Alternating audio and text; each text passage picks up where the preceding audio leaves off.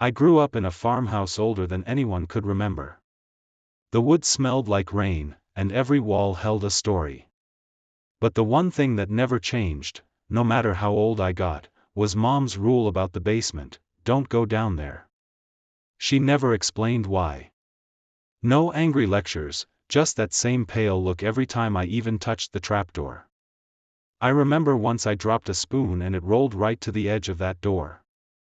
When I reached to pick it up, Mom slapped my hand so hard it stung for hours.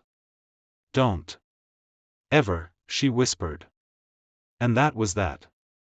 We lived upstairs, and the basement stayed locked, its padlock rusting quietly. Sometimes at night, especially during storms, I thought I heard things from below. Scraping sounds. Or soft, rhythmic tapping. Once I even thought I heard a voice, low and muffled. But I convinced myself it was the wind. Or my imagination. It had to be. After all, Mom never went down there either. Or if she did, it was always while I was away. I'd come home from school and notice the lock was freshly oiled, or the air in the kitchen smelled slightly different. Damp. Earthy. But I never questioned it. You don't question the rules that keep you safe. Especially when they're wrapped in fear. She died when I was 23. Just dropped one morning in the garden. The doctor said it was a heart attack, but something about her expression felt wrong. Her eyes weren't afraid, they looked relieved. Like she was finally done holding in a secret. After the funeral, I stayed in the house. At first out of necessity. Then out of curiosity. I kept walking past the trapdoor. Staring at it. Until one night, I saw the key. It had always been hidden.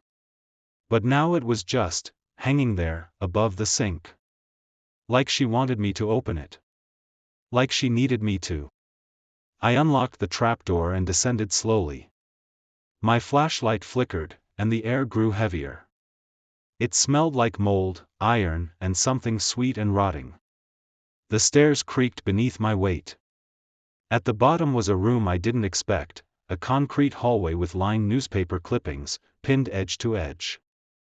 Every article was about missing children from the last 50 years. Some even from nearby towns. Others, cities away. I walked further in, heart pounding. I reached an iron door with scratches all around the handle.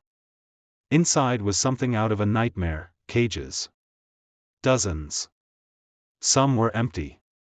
Some still had shoes. Or toys. One had bones. Tiny, white bones. I stumbled back and tripped, falling hard.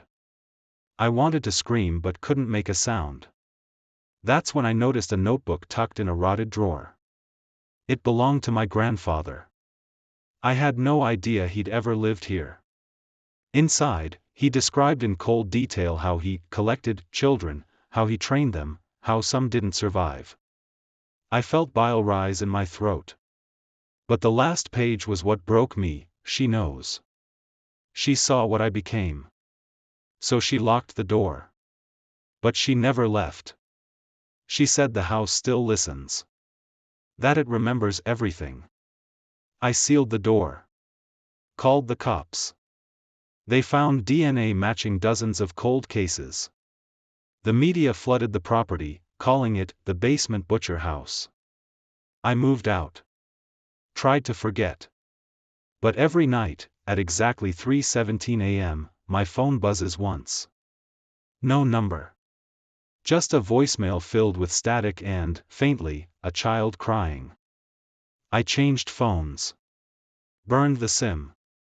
It still happens. Last night, the static sounded like words: "Why didn't you come sooner?" Now I wonder, maybe Mom didn't keep me out to protect me from what was inside. Maybe she kept whatever was down there from getting out.